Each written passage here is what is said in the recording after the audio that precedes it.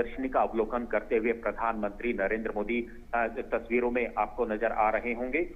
और सबसे बड़ी बात यही है कि आज दूध जो हम जानते हैं पिछले 8 वर्षों की गौरव बात करें तो 44% दूध का उत्पादन देश के अंदर बढ़ा है, जो अपने आप में एक बहुत बड़ी कहानी है। और ये अंतरराष्ट्रीय जो सम्मेलन हो रहा है इसमें करीब 50 देश शामिल हो रहे हैं, 1500 से ज्यादा लोग इसके अंदर यहाँ पर आ रहे हैं। और ना सिर्फ जो दूध प्रोड्यूस करने वाले बड़े देश हैं, ना सिर्फ वो, बल्कि आज एक्सपर्ट के तौर पर जो इस क्षेत्र में काम कर रहे हैं वो यहाँ पर लोग शामिल हैं।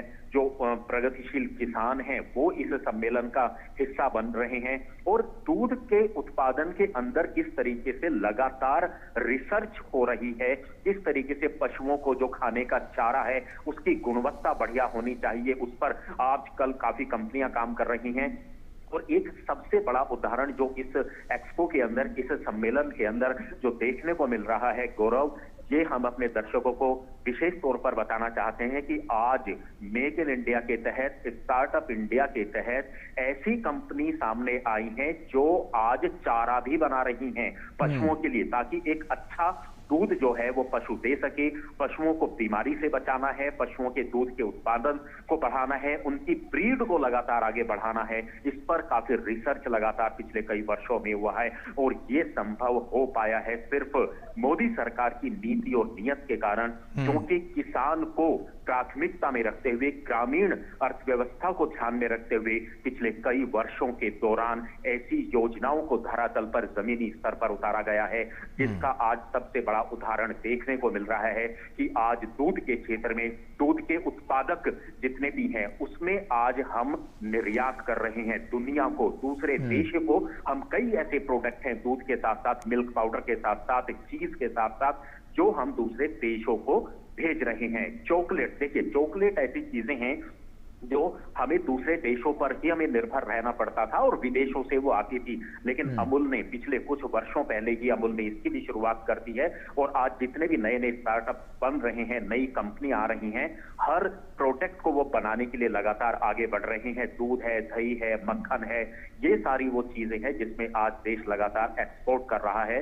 गौरव, यही एक वानगी दिखा रहा है ये अंतरराष्ट्रीय डेयरी सम्मेलन। और आज ये तस्वीर ना सिर्फ देश के लोग बल्कि दुनिया भर से जो लोग इसमें शामिल हो रहे हैं वो देख पा रहे हैं कि कितने कम समय में भारत लगातार डेयरी के क्षेत्र में आगे बढ़ा है। और यहाँ पर अगर हम बात करें तो निश्चित तौर पर आज देश को गर्व होना चाहिए कि आज डेयरी सेक्टर के अंदर भारत आत्मनिर्भर बन चुका है, बनता हुआ लगातार आगे बढ़ रहा है, नजर आ रहा है। गौरव, बिल्कुल, किसानों को अभी तक वो मंच नहीं मिल पा रहा था, जिसकी वजह से कहीं ना कहीं वो अपनी जो क्षमता थी उसको नहीं पहचान पा रहे थे और आय के स्रोत भी उनके नहीं बढ़ रहे थे। ऐसे में अंतर्राष्ट्रीय मंच पर जब इस तरह की कोई बड़ी गतिविधि होती है तो कहीं ना कहीं उनकी आय भी बढ़ती है, उनके आय का स्रोत भी बढ़ता है और उनको जीवन यापन करने में कहीं ना कहीं जो आसानी होती है वो भी देखने को मिली। और बीते कुछ वर्षों में, आपने बिल्कुल सही बात कही अनुज, बीते कुछ वर्षों में प्रधानमंत्री नरेंद्र मोदी के नेतृत्व में किसानों की जो आय है वो तो बढ़ी ही है, साथ ही साथ उनके रहन सहन में भी काफी बड़ा बदलाव देखने को मिला है।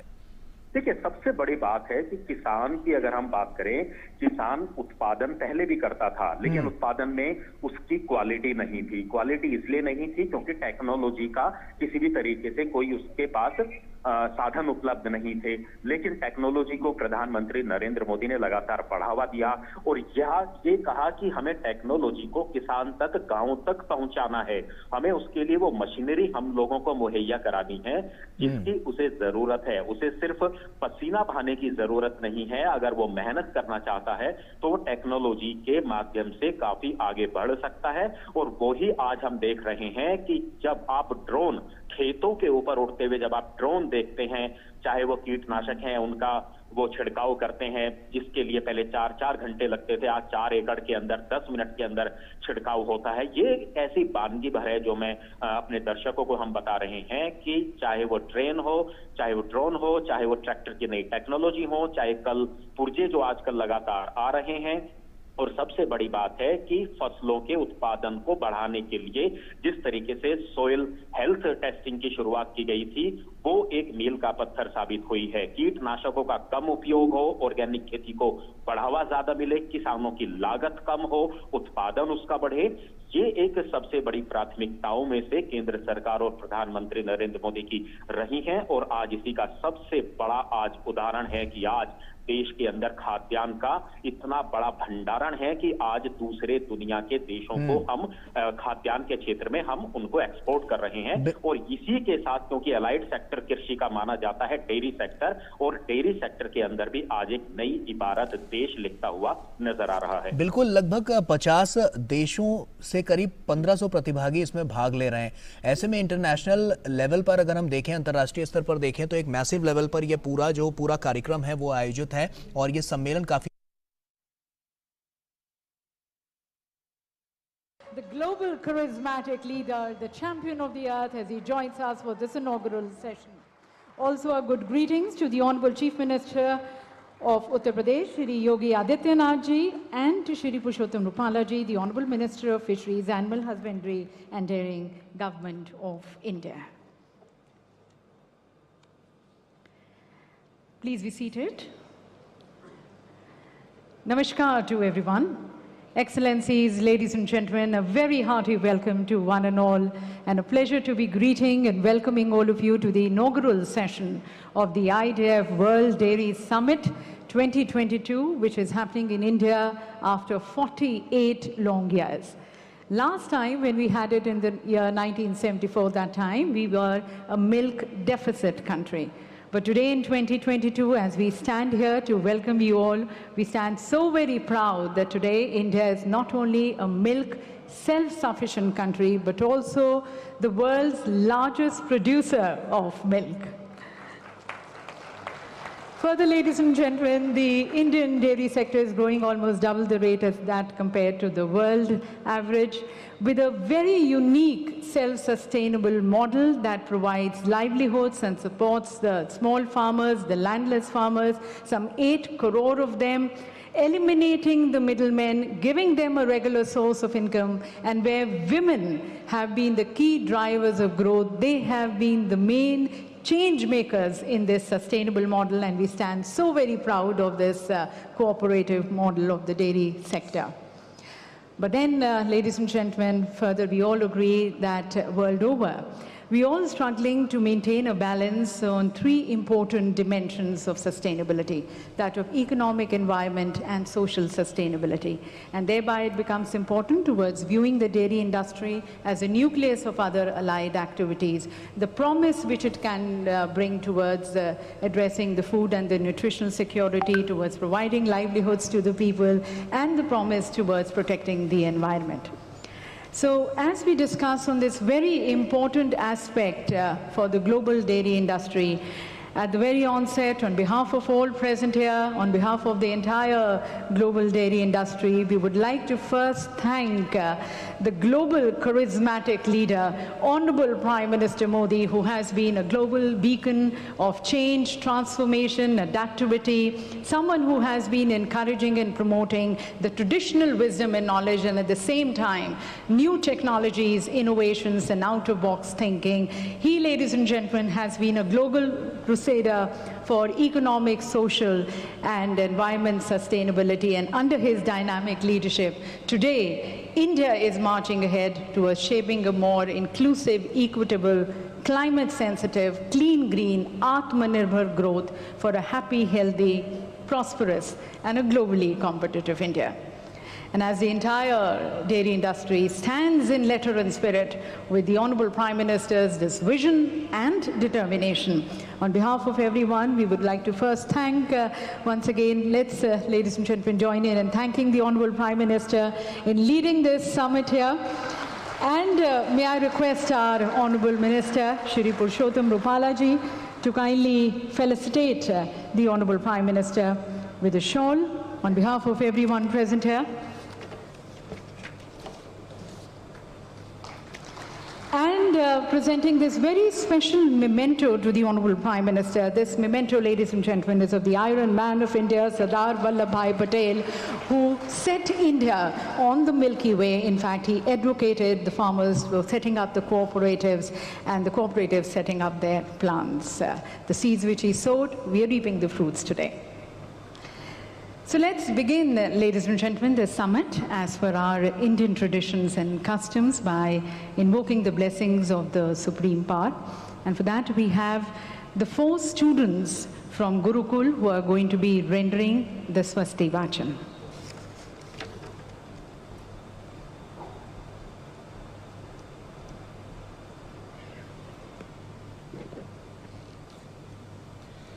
Sri Gurubhyo Namaha. Hari Om. Swasti na Indro Viddhasaravaha. Swasti na Pukha Vishwavedaha. Swasti na Staraksho Aristanemihi. Swasti no Vrihasapatir Dodhatu Brihadasava Marutaha Prishni Mataraha Subhanjavano Vidate Gojagamayaha Agni Jigva Manavaha Surya Chakshasho Vishveno Deva Avasagamanniha Bhadram Karnebhihi Shrinoyama Deva Badram Pasyeemaksha Virajajataraha Sthirairangai Tushtoa Gosastano Mirvashe Mahideva Hitan Jadayuhu Sataminno Sarado Antideva Jatara Nashakara Jarasantano Namma Putraso Jatara Pitaro Bhavanti Mano Madhyari Rikata Yurganto Aditirjo Raditi Antarikshamadir Mata Sapita Saputraha Vishwe Deva Aditihi Panchajana Aditirjata Maditirjanatavam Payaha Prithvyam Paya Kadikho Payo Divyantarikshe Payodhaha Payasavatihi Pradishaha Santumayamma Sarvebhyo Namo Namaha.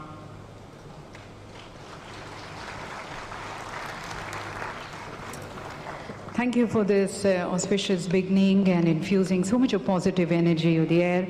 A prayer towards wishing everyone's peace and prosperity. And ladies and gentlemen, as you are aware, the International Dairy Federation is headquartered in Brussels. It was established in the year 1903, and it has been the leading source of all technical and scientific information to the various stakeholders across the value chain of the global dairy sector. This is an annual conference which they have been organizing, and as we thank them for choosing this year India as the host, we are really grateful and delighted to have the president of IDF joining us, Mr. Cristiano Brazel, especially joining us from Brussels. So as once again thanking him, I now invite him for his words of welcome and his opening remarks. Mr. Cristiano Brazel, President, IDF.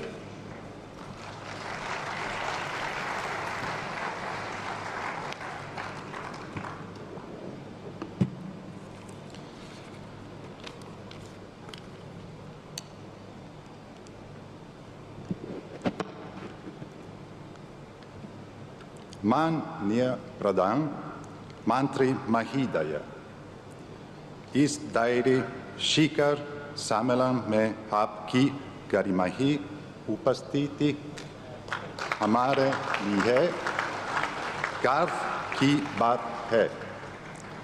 आपका बहुत बहुत धन्यवाद।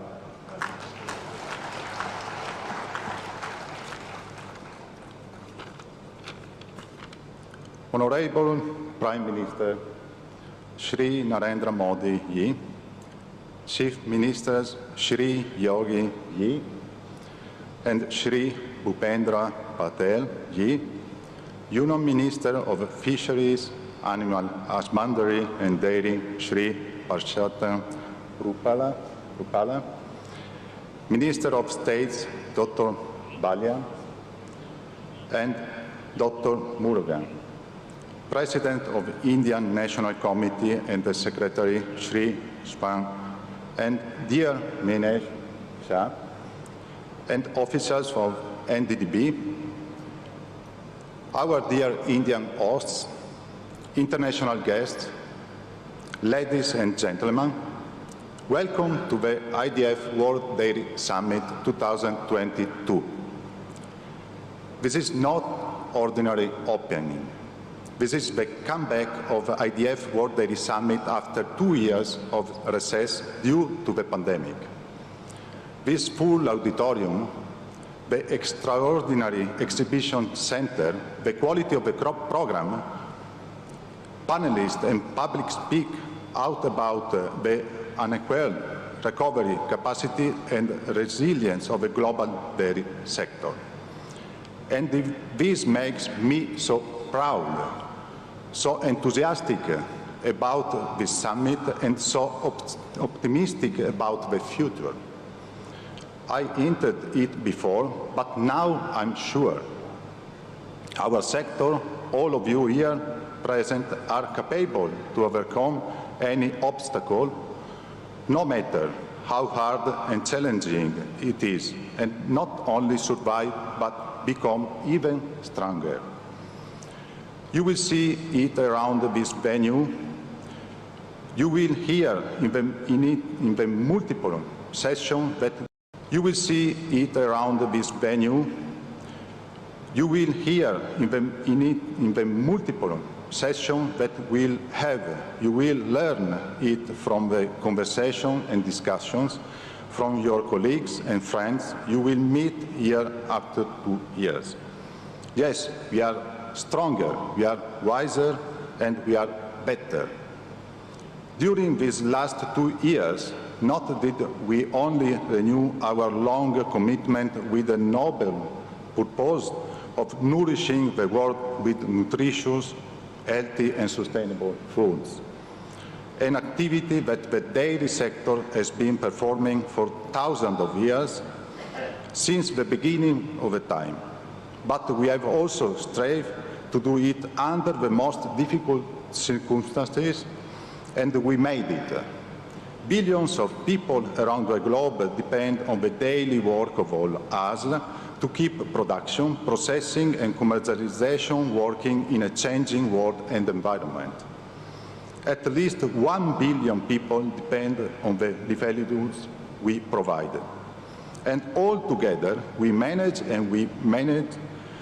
to do so based on the determination, courage and consistency of millions of farmers, workers and traders from every corner of the world that never gave up, that never quit, that never escaped the risk of exposing themselves and their families to an unknown threat to the safety of their homes, but continued milking, processing, transporting and selling their products openly with the same quality and goodness to the consumers.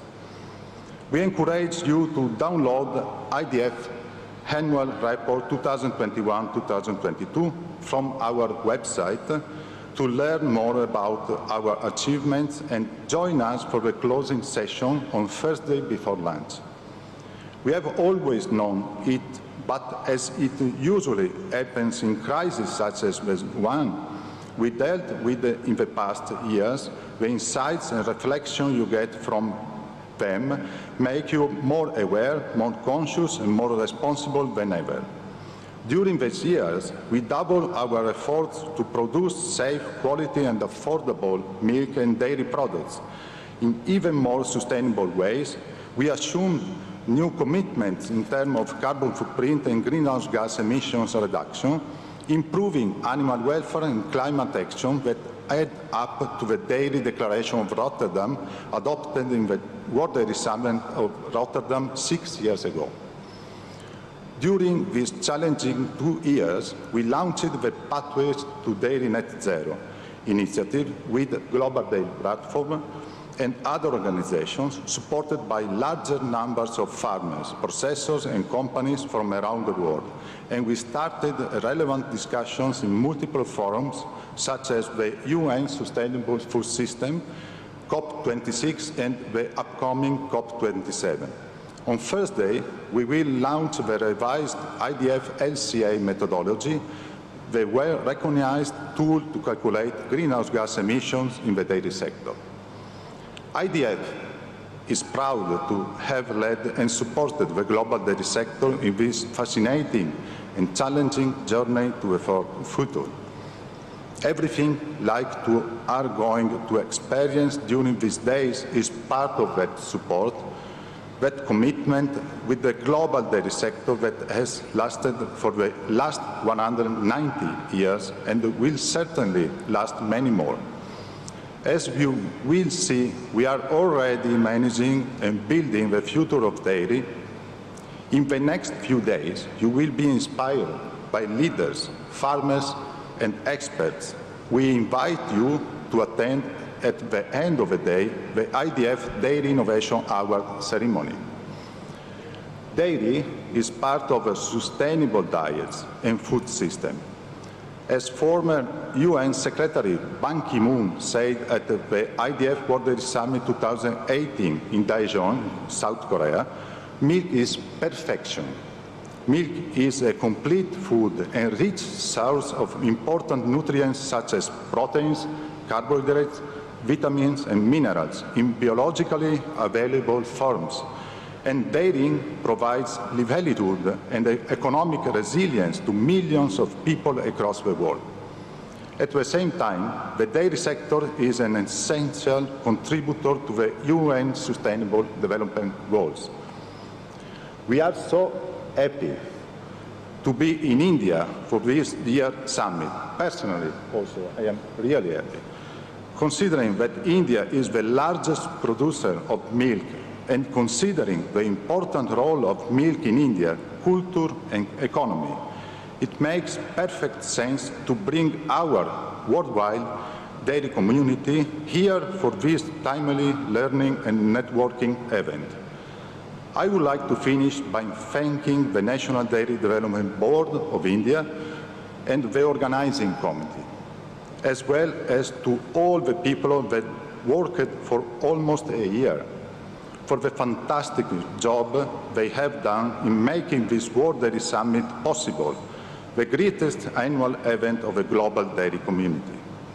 I also would like to extend a big thanks to all the people of the National Capital Region of Delhi and India for their hospitality. Honorable Prime Minister, Minister and authorities, members of the organizing committee and all participants in the summit, enjoy the summit, enjoy dairy.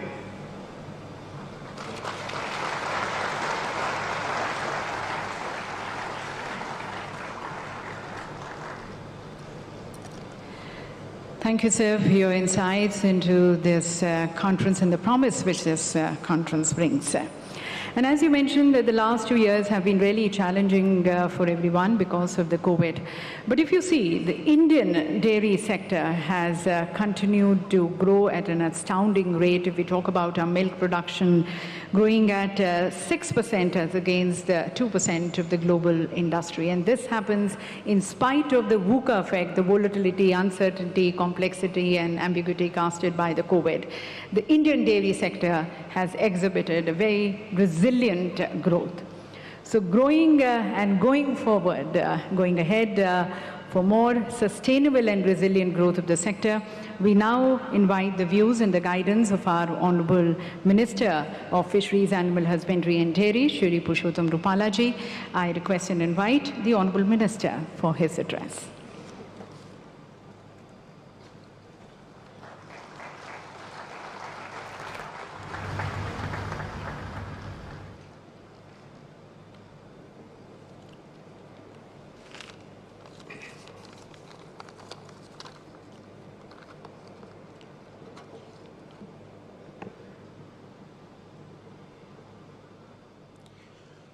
आदरणीय प्रधानमंत्री श्री नरेंद्र मोदी जी, आपका मैं तहेदिल से स्वागत करता हूं इस world summit में।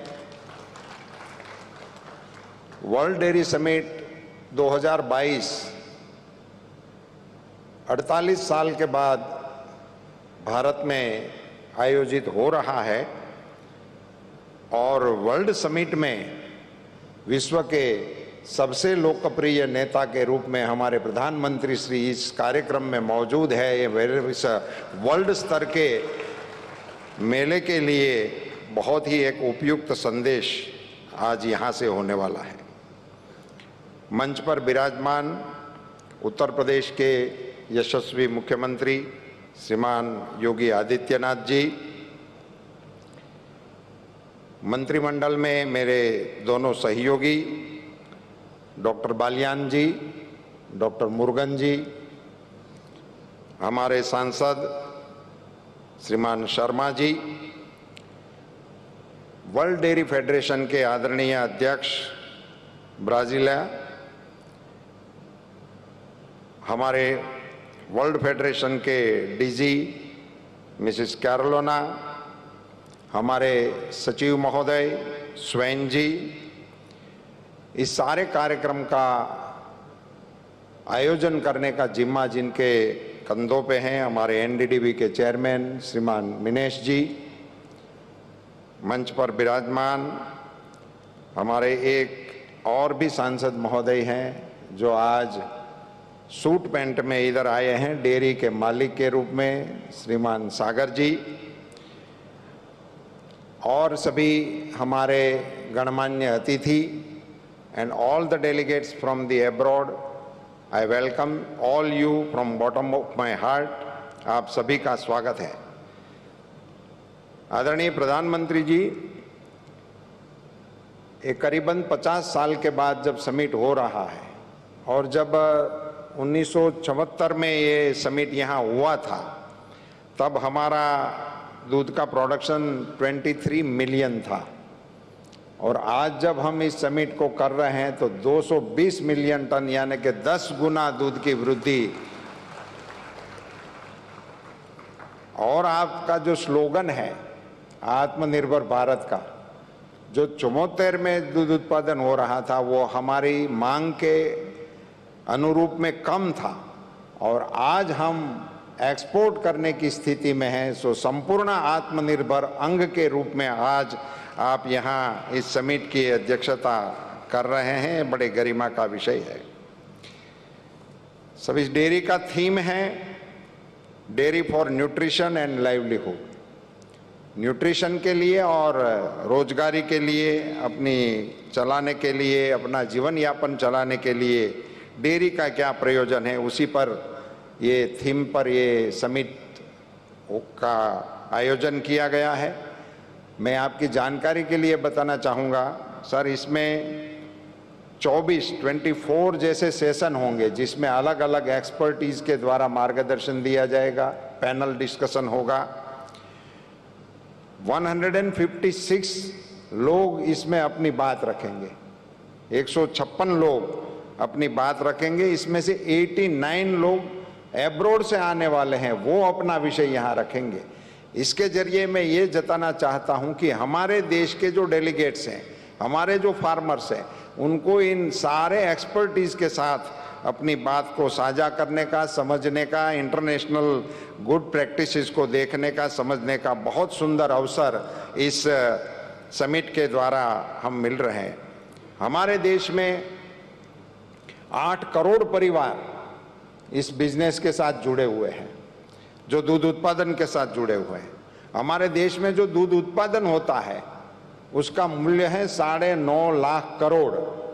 इतने मूल्य का दूध उत्पादन हम कर रहे हैं। मुझे सिर्फ इस अवसर का मौका लेते हुए ये ज़रूर बताना है कि आज़ादी के बाद हमारे देश के पशुपालन क्षेत्र को हमारे विजनरी प्रधानमंत्री श्री मोदी जी के द्वारा जो ऐतिहासिक गिफ्ट दी गई है, एक तो इस विभाग को स्वतंत्र बना दिए, स्वतंत्र बनाकर 3 गुना बजट एलोकेशन कर दिया। ये विभाग के तौर पे हुआ, मगर देश के पशुपालन क्षेत्र में पूरे देश के पशुपालकों के लिए मोबाइल वेटरनरी यूनिट 4000 मंजूर करके भारत सरकार की ओर से देश के पशुओं की हेल्थ के लिए सबसे बड़ा इंटरवेंशन हमारे प्रधानमंत्री जी की ओर से हुआ।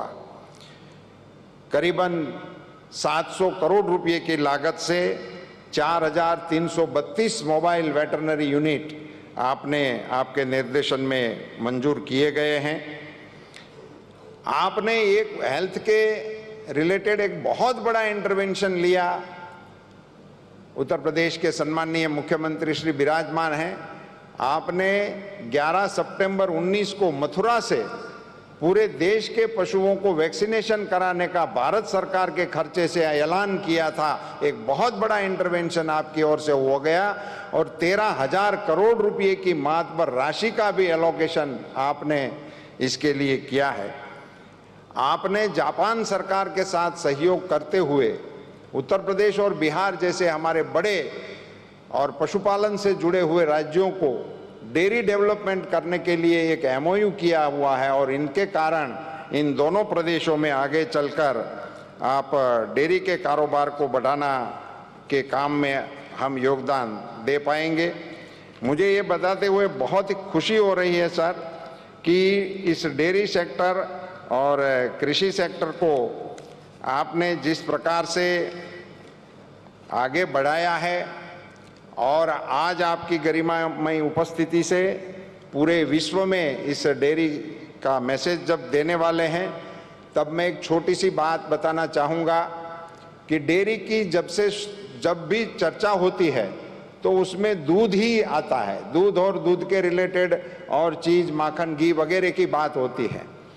अब आपके नेतृत्व में और आपके विजनरी मार्गदर्शन में गोबर में से भी प्रोडक्टिविटी करके गोबर को भी क्रय करके उसका भी आमदनी किसानों को कैसे मिले, इनके लिए गोवर्धन योजना भारत में पहली बार आपके नेतृत्व में चल पड़ी है।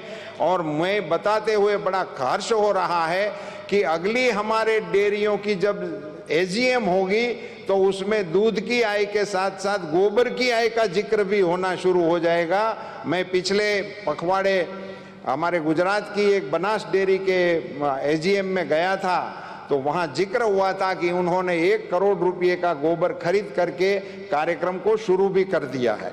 सो दूध और गोबर दोनों को मिलाकर जब इसकी अर्थतंत्र पे इफेक्ट होगी तो मेरा नम्र ये मानना है कि देश की अर्थतंत्र को एक बहुत बल देने वाला कार्यक्रम होगा। सर, आज के कार्यक्रम को लेकर आपके एक प्रशंसक ने मुझे कुछ पंक्तियां भेजी है, ये पढ़कर मैं अपने वक्तव्य को विराम देना चाहूंगा। उन्होंने कहा है, हिस्ट्री में have made prime ministers but here is history making prime minister. उनकी बात बस ऐसी ही है कि सब कुछ हो गया है, ऐसी बात नहीं। उनकी बात बस ऐसी ही है कि सब कुछ हो गया है, ऐसी बात नहीं। खुशियों के कारनामे होते रहेंगे, ये बात है। फासले बहुत कम हैं, ऐसी बात नहीं। फासले बहुत कम हैं, ऐसी बात नहीं। वक्त वक्त पे मिलते रहेंगे, ये बात है। कंधे पे बोझ नहीं है, ऐसी बात नहीं। आत्मनिर्भर बनते जाएंगे, ये बात है। हम बार बार वार करेंगे, ऐसी बात नहीं, मगर दुश्मन डरते रहेंगे, ये बात है। राजा को नहीं प्रजा को माना, सिर्फ ऐसी बात नहीं। कर्तव्य पथ पर चलते रहेंगे, ये बात है। ये पंक्तियां आपको समर्पित करते हुए आपके नेतृत्व में जब भारत का अर्थतंत्र 6वीं पायदान से आगे बढ़कर 5वीं पायदान पर इंग्लैंड को पीछे रखते हुए विश्व के अर्थतंत्र के समक्ष एक बहुत ही शक्तिशाली अर्थतंत्र के रूप में उभर रहा है, आपके नेतृत्व में देश और दुनिया को भी मार्गदर्शन मिलता रहेगा। इन्हीं शब्दों के साथ पुनश्च आदरणीय प्रधानमंत्री जी का, उत्तर प्रदेश के सम्माननीय मुख्यमंत्री जी का और मंच पर विराजमान सभी महानुभावों का और आप सभी का तहे दिल से स्वागत है। धन्यवाद। जय Hind.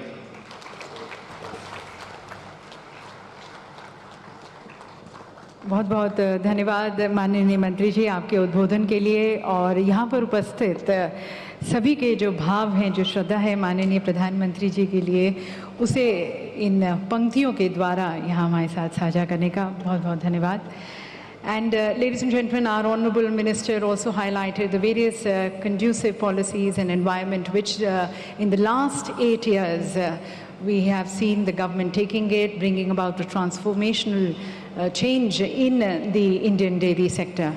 And this year we are celebrating 75 years of our independence, Azadi Ka Amrit Mahotsav.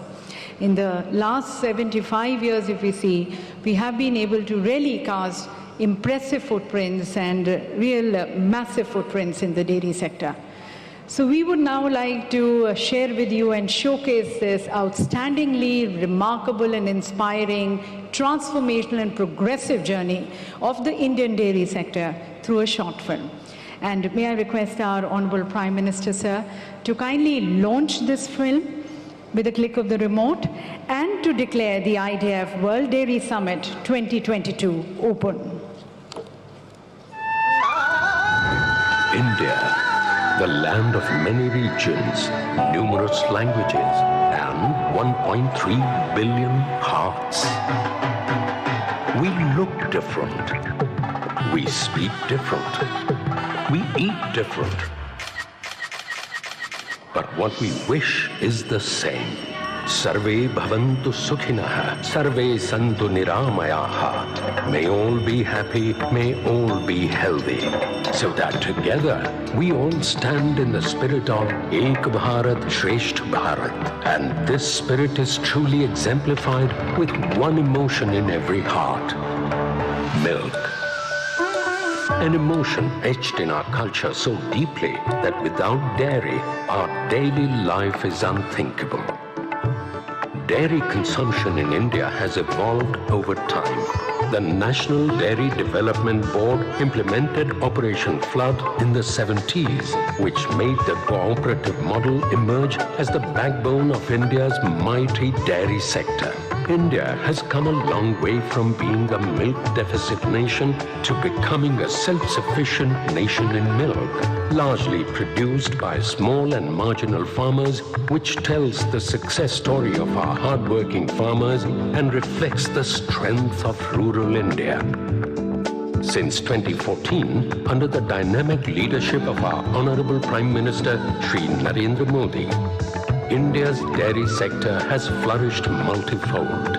Milk production increased by more than 44% over the last 8 years, growing at an astounding rate of 6%, which is 3 times faster than the world average. Today, India contributes about 23% of the global milk production. To support the dairy sector, the Government of India, under the guidance of Honorable Prime Minister Shri Narendra Modi, has implemented various schemes in the areas of milk production and processing, animal vaccination, dairy infrastructure development, animal identification system, etc. Recognizing the contribution of the sector in the Indian economy, a dedicated Ministry of Fisheries, Animal Husbandry and Dairying and Ministry of Cooperation have been created. India's Nari Shakti and the dairy sector flourished hand in hand, helping over 60 lakh women milk farmers of the country to achieve economic independence and secure the future for the next generation. Through innovation and transformation, dairy found its multiple forms with products like ice creams, sweets, chocolates, ghee and paneer. Dairy added delight and nutrition to the lives of many. Now, India is all set to further expand the growth in milk production over the next decade. This could pave a way to ramp up exports. The government is setting up village-level dairy infrastructure under a national action plan on dairy development to increase the share of organized milk handling. Concentrated efforts are being made in the areas like smart animal management, digitalization, traceability, and economizing dung by promoting manure management. So, milk flowed over the years as different emotions. It's the hope for every Indian farmer. It's the nutritional delight of every Indian home. It's an emotion called milk.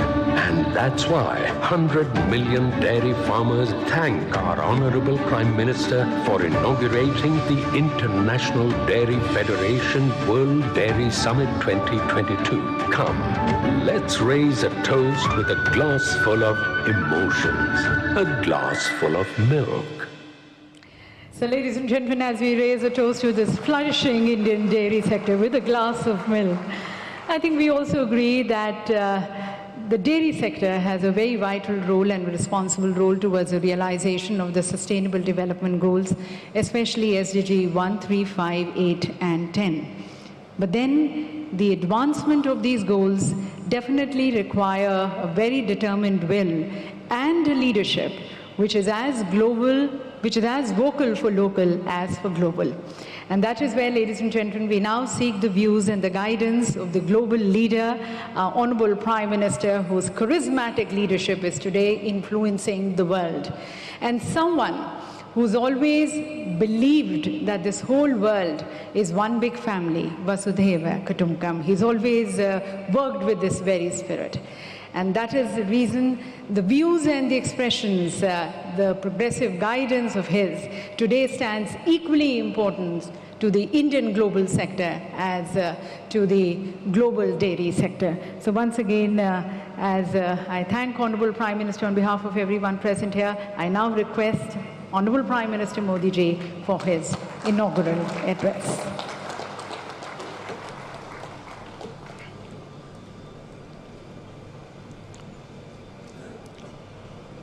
Uttar Pradesh के लोकप्रिय मुख्यमंत्री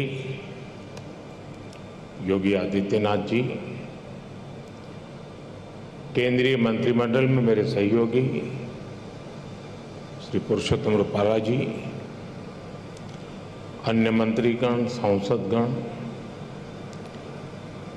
international dairy federation के अध्यक्ष pre बजाले जी, IDF के DG Caroline Hemant जी, यहाँ उपस्थित अन्य महानुभावी, देवी और सज्जनों, मुझे खुशी है कि आज डेयरी सेक्टर के दुनिया भर के एक्सपर्ट्स और इनोवेटर्स भारत में एकजुट हुए हैं।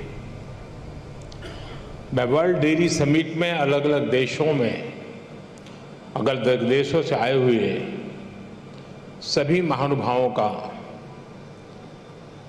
भारत के कोटि कोटि पशुओं की तरफ से, भारत के कोटि कोटि नागरिकों की तरफ से, भारत सरकार की तरफ से हृदय से बहुत बहुत स्वागत करता हूं। डेयरी सेक्टर का सामर्थ्य ना सिर्फ ग्रामीण अर्थव्यवस्था को गति देता है, बल्कि ये दुनिया भर में करोड़ों लोगों की आजीविका का भी प्रमुख साधन है। मुझे विश्वास है ये समिट आइडियाज, टेक्नोलॉजी, एक्सपर्टाइज और डेयरी सेक्टर से जुड़ी परंपराओं के स्तर पर एक दूसरे की जानकारी बढ़ाने और एक दूसरे से सीखने में बहुत बड़ी भूमिका निभाएगी। साथियों, आज का ये आयोजन ऐसे समय में हो रहा है जब भारत ने अपनी आजादी के 75 वर्ष पूरे किए हैं। ये भी संयोग है कि आज के इस आयोजन से भारत के 75 लाख से ज्यादा डेयरी किसान भी टेक्नोलॉजी के माध्यम से इस कार्यक्रम में हमारे साथ जुड़े हुए हैं। इस तरह की समिट के लिए और उसमें लास्ट माइल बेनिफिशियरी हमारे ऐसे ही किसान भाई बहन होते हैं। मैं वर्ल्ड डेयरी समिट में अपने किसान साथियों का भी स्वागत करता हूं, उनका अभिनंदन करता हूं। साथियों, पशुधन और दूध से जुड़े व्यवसाय भारत की हजारों वर्ष पुरानी संस्कृति का अभिन्न हिस्सा रहा है। हमारी इस विरासत ने भारत के डेयरी सेक्टर को कुछ विशेषताओं से सशक्त कर दिया है। इस समिट में दूसरे देशों से जो एक्सपर्ट आए हैं, मैं उनके सामने इन विशेषताओं का विशेष रूप से उल्लेख करना चाहता हूं। साथियों, विश्व के अन्य विकसित देशों से अलग भारत में डेयरी सेक्टर की असली ताकत छोटे किसान है। भारत के डेयरी सेक्टर की पहचान मास प्रोडक्शन से ज्यादा प्रोडक्शन बाय मासिस की है। भारत में डेयरी सेक्टर से जुड़े अधिकांश किसानों के पास या तो एक पशु है, दो है या तीन पशु है। इन्हीं छोटे किसानों के परिश्रम और उनके पशुधन की वजह से आज भारत पूरे विश्व में सबसे ज्यादा दुग्ध उत्पादन करने वाला देश है। आज भारत के 8 करोड़ से ज्यादा परिवारों को ये सेक्टर रोजगार मुहैया कराता है। भारत के डेयरी सेक्टर की यूनिकनेस आपको अन्य जगह पर शायद ही कभी कहीं मिल जाए।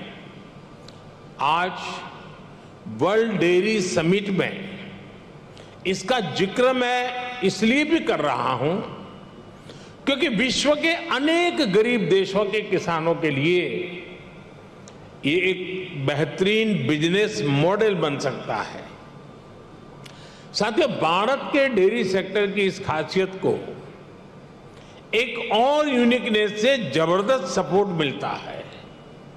हमारे डेयरी सेक्टर की दूसरी विशेषता है भारत का डेयरी कोऑपरेटिव सिस्टम। आज भारत में डेयरी कोऑपरेटिव का एक ऐसा विशाल नेटवर्क है जिसकी मिसाल पूरी दुनिया में मिलना मुश्किल है। ये डेयरी कोऑपरेटिव्स देश के 2 लाख से ज्यादा गांवों में करीब करीब 2 करोड़ किसानों से दिन में 2 बार दूध जमा करती हैं और उसे ग्राहकों तक पहुंचाती है। इस पूरी प्रक्रिया में बीच में कोई भी मिडलमैन नहीं होता और ग्राहकों से जो पैसा मिलता है उसका 70% से ज्यादा सीधा किसानों के जेब में ही जाता है। इतना ही नहीं, अगर मैं गुजरात राज्य की बात करूं तो ये सारे पैसे सीधे महिलाओं के बैंक अकाउंट में जाते हैं। पूरे विश्व में इतना ज्यादा रेशियो किसी और देश में नहीं है। अब तो भारत में हो रही डिजिटल क्रांति की वजह से डेयरी सेक्टर में ज्यादातर लेन देन बहुत तेजी गति से होने लगी है। मैं समझता हूं भारत की डेयरी कोऑपरेटिव्स की स्टडी, उनके बारे में जानकारी, डेयरी सेक्टर में डेवलप किया गया डिजिटल पेमेंट सिस्टम दुनिया के बहुत से देशों के किसानों के बहुत काम आ सकता है। इसलिए भारत के डेयरी सेक्टर की एक और बड़ी ताकत है एक और यूनिकनेस है हमारी इंडिजिनस स्पीशीज। भारत के पास गायों की, भैंसों की जो स्थानीय ब्रीड है वो कठिन से कठिन मौसम में भी सरवाइव करने के लिए जानी जाती है। मैं आपको गुजरात की बन्नी भैंस का उदाहरण देना चाहूंगा। ये बन्नी भैंस कच्छ के रेगिस्तान और वहां की परिस्थितियों से ऐसी घुल मिल गई है कि देखकर कई बार हैरानी होती है। दिन में बहुत ही भयंकर धूप होती है, बहुत गर्मी होती है, कड़क धूप होती है। इसलिए ये बन्नी भैंस रात के कम तापमान में घास चरने के लिए निकलती है। विदेश से आए हमारे साथी ये जानकर के भी चौंक जाएंगे कि उस समय बन्नी भैंस के साथ कोई उसका पालक, उसका किसान उसके साथ नहीं होता है। वो गांव के पास बने चारगांव में खुद ही जाती है। रेगिस्तान में पानी कम होता है, इसलिए बहुत कम पानी में भी बन्नी भैंस का काम चल जाता है। बन्नी भैंस रात में 10-10, 15-15 किलोमीटर दूर जाकर घास चरने के बाद भी सुबह अपने आप खुद घर चली आती है। ऐसा बहुत कम सुनने में आता है कि किसी की बन्नी भैंस खो गई हो या गलत घर में चली गई हो। मैंने आपको सिर्फ बन्नी भैंस का ही उदाहरण दिया है, लेकिन भारत में मुरा, मेसाना, जाफराबादी, नीली रवि, पंढरपुरी जैसी अनेक जात नस्लें भैंस की आज भी अपने अपने तरीके से विकसित हो रही है। इसी तरह गाय हो, उसमें गीर गाय, सहीवाल, राठी, कांकरेज, थार पारकर, हरियाणा, ऐसी ही कितनी गाय की नस्लें हैं जो भारत के डेयरी सेक्टर को यूनिक बनाती है। भारतीय नस्ल के ये ज्यादातर पशु क्लाइमेट कंफर्टेबल भी होते हैं और उतने ही एडजस्टिंग भी। साथियों, अभी तक मैंने आपको भारत के डेयरी सेक्टर की 3 यूनिकनेस बताई है जो इसकी पहचान है। छोटे किसानों की शक्ति, कोऑपरेटिव की शक्ति और भारतीय नस्ले पशुओं की शक्ति मिलकर एक अलग ही ताकत बनती है। लेकिन भारत के डेयरी सेक्टर की एक चौथी यूनिकनेस भी है जिसकी उतनी चर्चा नहीं हो पाती, जिसको उतना रिकॉग्निशन नहीं मिल पाता। विदेश से आए हमारे मेहमान संभवतः ये जानकर के हैरान हो जाएंगे कि भारत के डेयरी सेक्टर में विमेन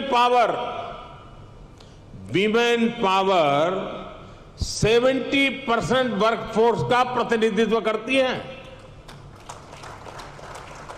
भारत के डेयरी सेक्टर की असली कर्णधार विमेन्स हैं, महिलाएं हैं। इतना ही नहीं, भारत के डेयरी कोऑपरेटिव में भी 1/3 से ज्यादा सदस्य महिलाएं ही हैं। आप अंदाजा लगा सकते हैं, भारत में जो डेयरी सेक्टर 8.5 लाख करोड़ रुपए का है, जिसकी वैल्यू धान और गेहूं के कुल प्रोडक्शन से भी ज्यादा है, उसकी ड्राइविंग फोर्स भारत के ग्रामीण क्षेत्र में रहने वाली महिलाएं हैं, हमारी माताएं हैं, हमारी बेटियां हैं। मैं वर्ल्ड डेयरी समिट से जुड़ी सभी महानुभावों से भारत की नारी शक्ति की इस भूमिका को रिकॉग्नाइज करने, इसे विभिन्न वर्ल्ड प्लेटफॉर्म्स पर ले जाने का भी मैं आग्रह करूंगा। साथियों, 2014 के बाद से हमारी सरकार ने भारत के डेयरी सेक्टर के सामर्थ्य को बढ़ाने के लिए निरंतर काम किया है। आज इसका परिणाम मिल्क प्रोडक्शन से लेकर किसानों की बड़ी आय में भी नजर आ रहा है।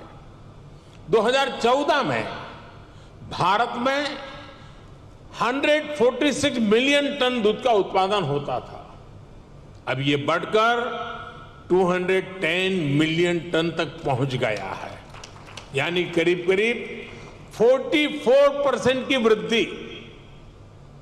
आज पूरे विश्व में मिल्क प्रोडक्शन 2% की रफ्तार से बढ़ रहा है, जबकि भारत में इसकी रफ्तार 6% से भी ज्यादा है। भारत में दूध की पर कैपिटा अवेलेबिलिटी पूरे विश्व के औसत से कहीं ज्यादा है। बीते 3-4 वर्षों में ही भारत के छोटे किसानों ने बैंक खातों में हमारी सरकार ने करीब 2 लाख करोड़ रुपए सीधे ट्रांसफर किए हैं। इसका बहुत बड़ा हिस्सा डेयरी सेक्टर से जुड़े किसानों के खातों में भी आया है। साथियों, आज हमारा फोकस देश में एक संतुलित डेयरी इकोसिस्टम के निर्माण पर है। एक ऐसा इकोसिस्टम जिसमें हमारा ध्यान दूध और उससे जुड़े उत्पादों की क्वालिटी पर तो है ही, बल्कि दूसरी चुनौतियों के समाधान पर भी है।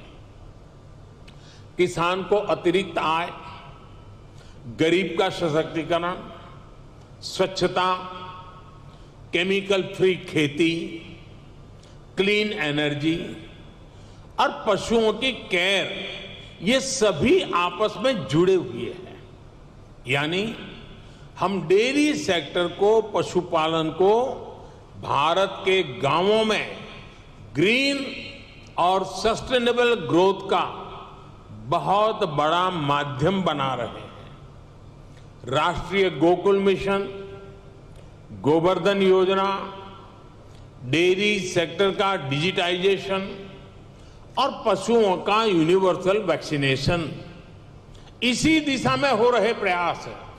इतना ही नहीं, भारत ने जो सिंगल यूज प्लास्टिक बंद करने का जो अभियान चलाया है, वह एनवायरमेंट की दृष्टि से तो महत्व का है ही, लेकिन जो भी जीव दया में विश्वास करते हैं, जो पशुधन में उसके कल्याण में विश्वास करते हैं, उनको मालूम है कि प्लास्टिक पशुओं के लिए कितना खतरनाक बनता जा रहा है, गाय और भैंस के लिए कितना खतरनाक बनता जा रहा है। उस सिंगल यूज प्लास्टिक को भी बंद करने का, खत्म करने का हमने बहुत लगातार प्रयास आरंभ किया है। साथियों, भारत के डेयरी सेक्टर का जितना बड़ा स्केल है, उसे साइंस के साथ जोड़कर और विस्तार दिया जा रहा है। भारत डेयरी पशुओं का सबसे बड़ा डेटाबेस तैयार कर रहा है। डेयरी सेक्टर से जुड़े हर पशु की टैगिंग हो रही है। आधुनिक टेक्नोलॉजी की मदद से हम पशुओं की बायोमेट्रिक पहचान कर रहे हैं। हमने इसे नाम दिया है पशु आधार। पशु आधार के जरिए पशुओं की डिजिटल आइडेंटिफिकेशन की जा रही है, जिससे उनकी सेहत पर नजर रखने के साथ साथ डेयरी प्रोडक्ट से जुड़े मार्केट को विस्तार देने में मदद मिलेगी। साथियों, आज भारत का बहुत बड़ा फोकस पशुपालन के क्षेत्र में उद्यमशीलता को, एंटरप्राइज को बढ़ावा देने पर भी है। डेयरी सेक्टर से जुड़े छोटे किसानों की ताकत को हम फार्मर प्रोड्यूसर ऑर्गेनाइजेशंस और महिलाओं के सेल्फ हेल्प ग्रुप के माध्यम से एकजुट कर रहे हैं। इनको बड़ी मार्केट फोर्स बना रहे हैं। अपने युवा टैलेंट का उपयोग हम एग्रीकल्चर और डेयरी सेक्टर्स में स्टार्टअप्स के निर्माण में भी कर रहे हैं। आपको ये जानकर भी अच्छा लगेगा कि भारत में बीते 5-6 साल में एग्रीकल्चर और डेयरी सेक्टर में 1000 से अधिक स्टार्टअप्स बने हैं। साथियों, भारत किस तरह अनोखे प्रयास कर रहा है उसका एक उदाहरण गोबर धन योजना भी है। अभी हमारे रूपाला जी ने गोबर का इकोनॉमी में बढ़ता महत्व का वर्णन किया था।